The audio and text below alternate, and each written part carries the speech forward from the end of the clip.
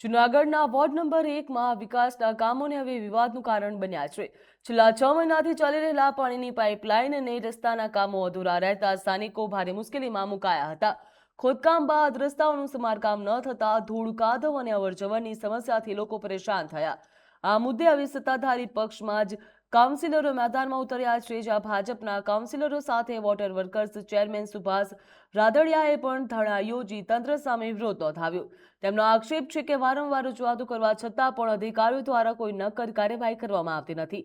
જ્યાં કાઉન્સિલરોએ ચેતવણી આપી છે કે જો વહેલી તકે રસ્તો અને પાણીની સમસ્યાનું નિરાકરણ નહીં આવે તો ઉગ્ર આંદોલન કરવામાં આવશે। હવે સત્તાધારી પક્ષના પ્રતિનિધિઓના વિરોધ બાદ તંત્ર શું પગલાં લે છે તેના ઉપર હાલ નજર મંડાયેલી છે।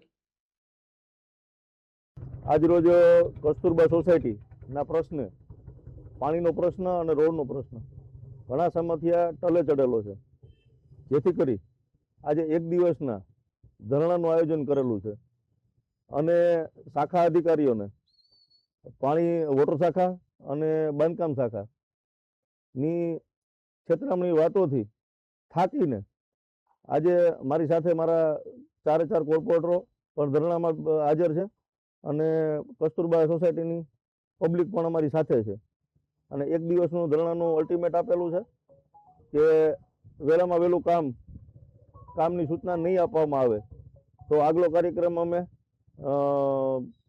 દેશું પાછો। અમારે છેલ્લા લાંબા સમયથી જ્યારથી આ રોડનું કામકાજ ચાલુ થયું ત્યારથી અમે 6 મહિનાથી આ રીતના હેરાન થાય છે।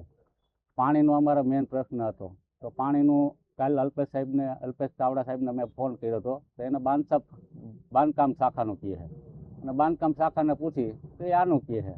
તો અમારા પ્રશ્ન કેને કહેવા એ હવે કોઈ સાંભળવા તૈયાર નથી અને કોઈ અહીંયા આવતું નથી। તો કે સાહેબ આવ્યા હતા 4-5 દી પહેલાં, તો અહીંયા પાણી હાવ બંધ કરીને વહી ગયા, 5 દી તો પાણી આવતું નથી। તો અમારો આ પ્રશ્ન છે એના હિસાબે અમે અહીં ધરણા ઉપર બેઠા છે, જ્યાં સુધી આ નિરાકરણ નહીં આવે ત્યાં સુધી અમે બેસીશું અહીંયા। છેલ્લા સાહેબ 4 મહિનાથી જે રોડનું કામ ચાલુ છે અને જે રોડના કામ માટે જે મેઇન લાઈન પાણીની જે દબાઈ ગઈ છે એના હિસાબે ગંદુ પાણી આવે છે। એના હિસાબે આજે છેલ્લા 4 મહિનાથી આ બધાય પરેશાન છે। આખી સ્થાનિક કસ્તુરબા કોલોની વોર્ડ નંબર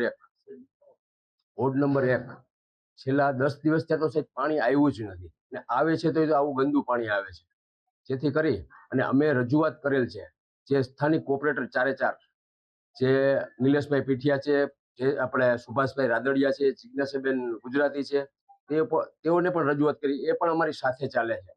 છેલ્લા 10 દિવસથી તો પાણી આવતું જ નથી। આ સમસ્યા અમે છેલ્લા 10 દિવસથી વેઠીએ છીએ। વર્ષથી અમે છે નળ લીધા છે પણ રેગ્યુલર કોઈથી પાણી આવ્યું નથી। કેટલા વર્ષથી અમે નળની અરજી લીધી છે પણ પાણી વાળાને ફોન કરીએ તો ફોન ઉપાડતા નથી અને અમારે દરરોજની રામાયણ છે।